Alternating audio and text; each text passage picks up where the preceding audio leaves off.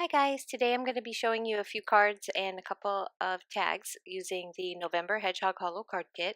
And we're going to get started by using the stencil that came in the kit. And the stencil and stamps came from Kindred Stamps, and they are absolutely adorable. So for this one, I'm going to be making a background, and I wanted a kind of candy-ish looking sparkly background. So in your kit this month came a crayon, one of the distress crayons from Tim Holtz, and it was Festive Berries. So what I do was I took the white gesso and I just plopped some down on my media mat, and then I just kind of shaved off, almost like I was sharpening my crayon into the gesso, and then mixed it up really good to get this nice pink color. And then I did two of these backgrounds, and the first time I did it, I used the spatula, and it was actually much easier, and I got much better coverage using my fingers. So the background that you'll see me use to make the card is the first background that I made, which didn't get as good a coverage as this one, but so that I could just keep going with the video, I used the first one. Um, this one was much better coverage. So I just covered the whole thing. I used my fingers, and then we're going to pull off the tape. And once you pull the stencil off, you can kind of see the lines inside.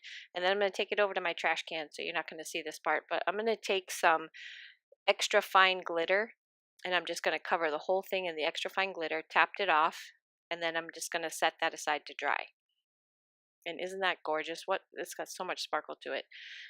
So because this is a gingerbread themed kit, I decided to go with craft paper for all of the images that I used on all of my cards. I'm going to take my white embossing powder, and I'm going to cover all of the images with the same, I use the Nuvo, and heat set everything. So this is the paper pad that I decided, and I'm not using very much paper on my cards, but these are the colors because I wanted some really different kind of colors to use. I didn't want the traditional Christmassy colors, and I thought this paper pack has a like gorgeous color palette, sorry. So I am going to leave the coloring in just on this first one, but the rest of them, it's basically the same throughout. I used my pencils, I matched up the pencils to the paper, and then I just colored in all of my images, and this will include like the houses, all the gingerbread, everything that I do will just be using this. And for my pencils, I don't know if you guys do the same thing, but I have a little cheat sheet of all my pencils with the colors next to them, and I just take my little swatches of my colors and I match them up to whatever I can get, which is closest to what's in the paper pack. So for the little boy gingerbread, I saw that there's quite a bit of navy blue in this paper pack, so I decided to go with the blues for his scarf and the pinks for the girl. Now I'm going to see how this panel right here doesn't have as great a coverage as the first panel that I did, but this is the one that was dry, so this is the one I decided to use. So I'm just going to I use my stitch rectangle die to cut the panel, and I'm just going to attach it to my card base. And then also needed to cut out another white stitched rectangle, and that was so that my little gingerbread men have a place to stand, like a little home to hang out on. And then I thought it needed a pop of a little darker color behind it, so I took one of the papers from the pattern paper pack and I just cut a strip, and I'm just going to adhere that right across the middle, and then I'll trim that down, and then the white will go right in the middle of that. So we'll just trim that off.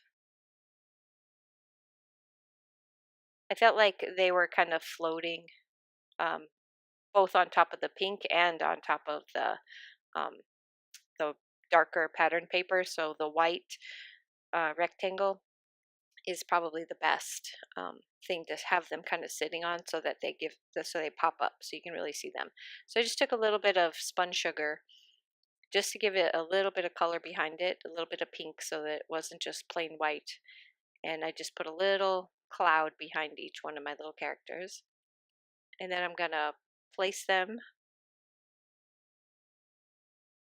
right in the center. The little hearts that I'm about to use came in last month's tonic craft kit. I took the Sweet Holiday Wishes and I stamped the bottom before I attached anything this time, so I did it in the right order. Usually I forget to stamp on it and I end up putting my characters down, and then I try to not mess it up and stamp after everything's already on there. But this time I did it in the right order. So that little trio of hearts I'm going to put down first. I'm going to use the Distress Oxide ink in the blue, and I'm going to put it right in between the two of them. So before I add the boy, I wanted to stamp down the hearts in between. And like I said, those little hearts came from last month's that pet themed Tonic Studios craft kit. And I thought that they were a perfect size to go like right in between my two little characters.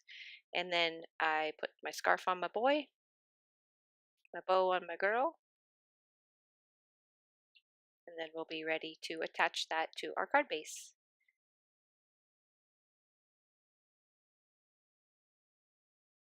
There's my card base, and I'm going to pop it up with some foam tape, which I'm running out of my foam tape. Just going to add a little bit of white and kind of clean up any of the areas where my pencil might have touched my white embossing powder. It's kind of a cheat. Sometimes it works, sometimes it doesn't. It depends on how dark the pencil is.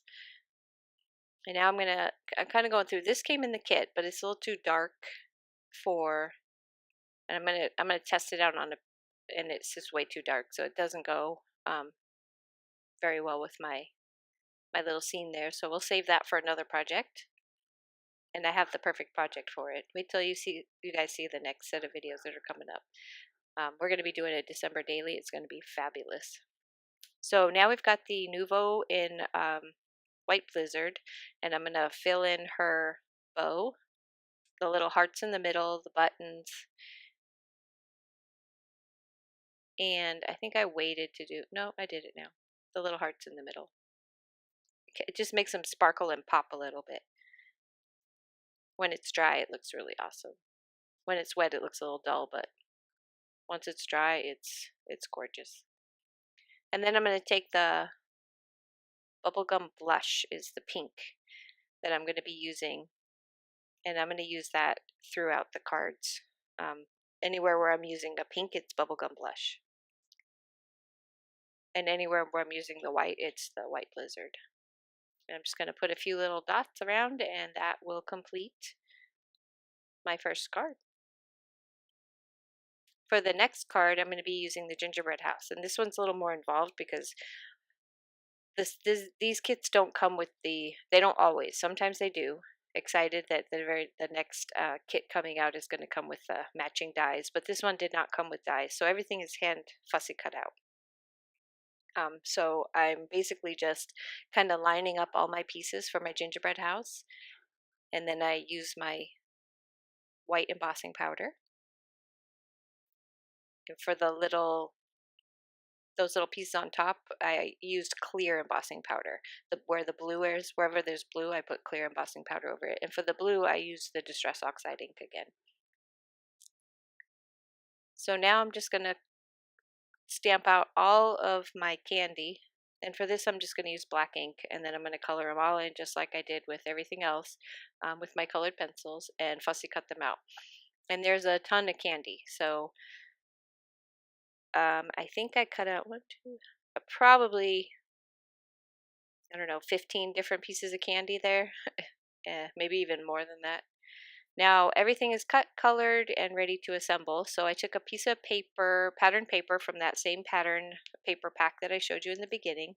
I have some white glitter paper, which I used for the snow. And I just, same thing, use my stitched rectangle die. I'm just going to start layering everything up. And I sped this up quite a bit because this is just the assembly, the card assembly.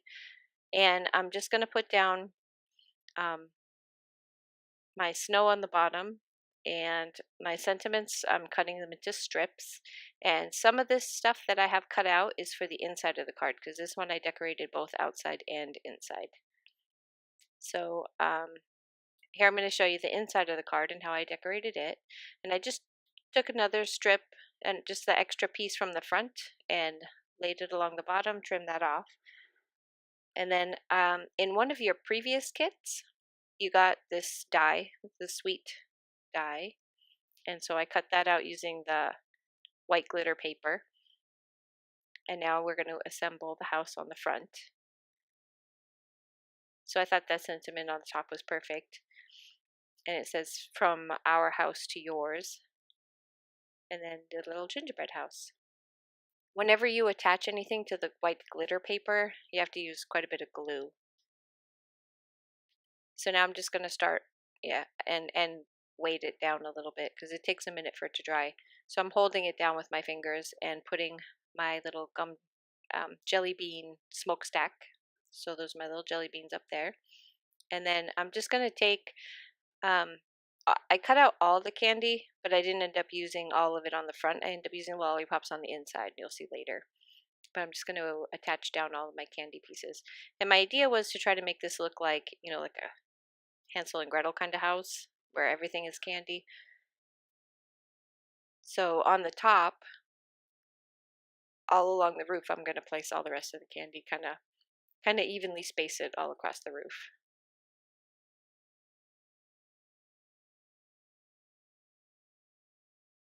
A little tight on the side with the chimney, but I managed to squeeze 3 pieces in there.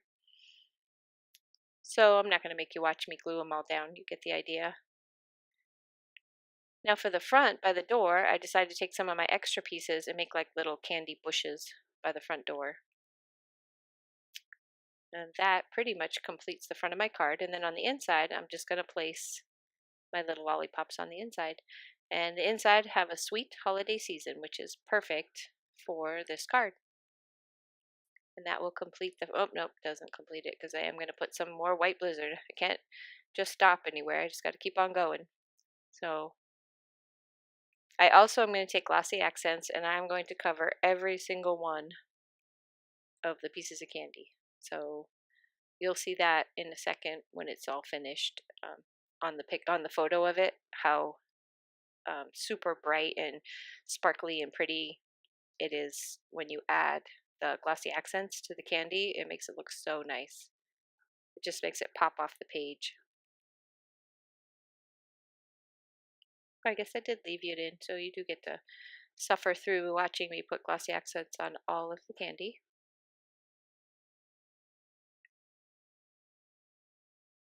And there it is. And there it is finished. See how sparkly those are? Oh, I could just eat that card. It's so adorable. So for for this card, I decided to make my own background with all the candy. So I'm just showing you that red panel came in your kit. And this is the die set that I'm going to be using for the front of the card. And I'm going to be using one of the gingerbread girls. And I basically just stamped the candy all over a piece of craft cardstock, colored it in with my colored pencils using the same color palette that I've been using. Same thing with my little gingerbread girl, but this time the girl is wearing a scarf. And then I did the gingerbread kisses and holiday wishes sentiment that came in your stamp pack. The red I wanted to use in a few places on this card, so to cheat, I just cut strips of the red cardstock to go around my background. And I'm going to be making more than one card out of this. You're only going to see one, but I made 2. So I split the background piece of candy pieces in half. And then I will use the other one on my other card that I will make later. So the strips are going to go on either side of the red. So all I did was flip it over. It's kind of cheating, so you don't have to use a whole entire thing. If you like, I'm running low. I didn't have any more of that color red, and so I wanted to make sure I had enough to complete this card. And then on the other card, I'm going to use the green piece. So there's also a green piece of cardstock that came in the kit that will be used on the other card, but I'm going to do that one later. So we just add our strips to the sides, and then I will trim it down so that it all is even. And that is what is going to be, there it's all trimmed off. That's what's going to be basically the background panel for our card. Now I'm going to be using some of those circle dies that I showed you in the beginning, and I'm going to cut out a red circle and a white circle. And I love these dies. I just tell you, I got these at Hobby Lobby, and I don't know if it was mismarked or if this is the actual price of these, but I absolutely adore these, and they were only $4.99. So I think I got a deal.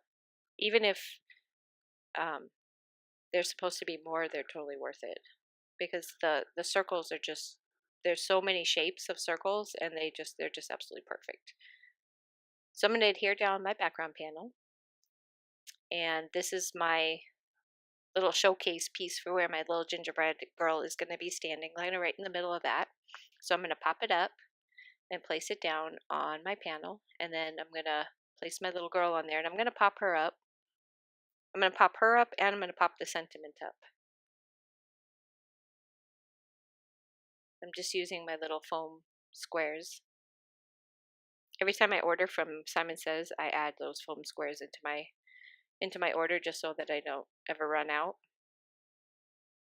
Now I wanted to give that a little bit of a bump in the back, a little bit of color. So I just took a little bit of what was left of the red and put that behind the sentiment, and then pop up the sentiment, like kind of makes it so that it looks like she's standing on it. And then I will attach that under her feet so she looks like she's something to stand on. And then to finish it off, I will add a whole bunch more of the White Blizzard and the Bubblegum Blush Nouveau Crystal Drops. And I'll just put them kind of sporadically all over the paper.